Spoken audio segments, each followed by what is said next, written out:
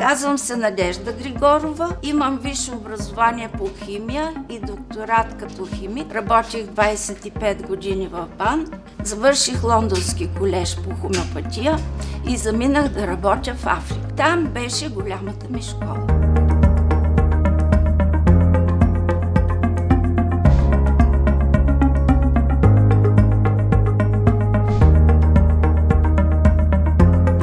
Ще се запознаем с принципите, на които се основава метода на Фол. Първия ден ще се запознаем с китайските и Фол меридиани върху ръцете. На втория ден се запознаваме с точките по краката.